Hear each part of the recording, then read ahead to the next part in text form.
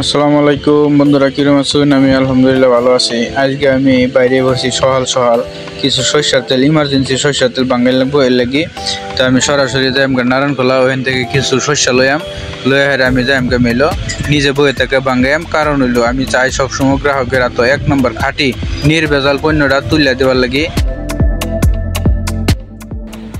Finally আমি আয় ভরছি মেলো কিছু সরিষা দিয়ে গেছিলাম বাঙ্গাইবার লাগি, 100% খাঁটি সরিষার তেল। তো এই মিল থেকে আমি বাঙ্গাই সবসময়।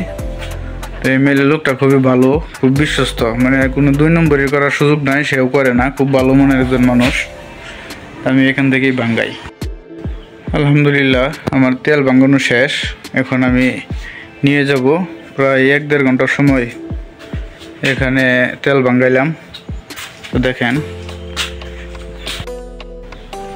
খোল, গরম খোল, 2 বস্তা খোল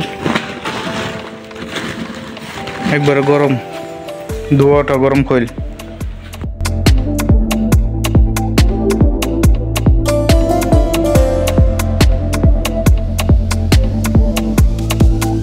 সুন্দর মনোরম পরিবেশ, নিরিবিলি, মানে প্রাকৃতিক একবারে কাছে, খুব সুন্দর একটা জায়গা।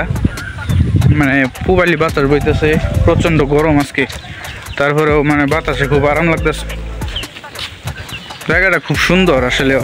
মানে বৈশা থাকলে আমার যে দোলনাটা, এই দোলনাটা যদি এই যে গাছগাছালির মধ্যে পাইতে দিয়ে শোন যায়, মানে সারাদিন যে কি শান্তির একটা ঘুমাইবো, এটা আসলে কইয়া বোঝান যেত না।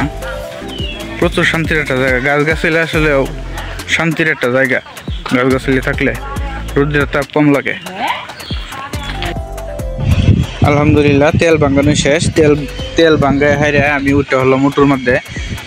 অটোটা আইতে আইতে প্রায় বিকালের কাছাকাছি হয়ে গেছে, যেহেতু কারেন্ট থাকে না, এর লেগে দেরি হয়ে গেছে তেল বাংতে। এই লোলাটা লোক ভালো আছে, কোনো ফার্সিলিটি করে না। এর আগেও যে বাঙ্গাই নিছি, আপনার কারেন্ট তো আর রেগুলার থাকে না। এই ধরেন যদি 1 ঘন্টা থাকে, তাইলে আপনার জায়গা 2-2.5 ঘন্টার লাগে।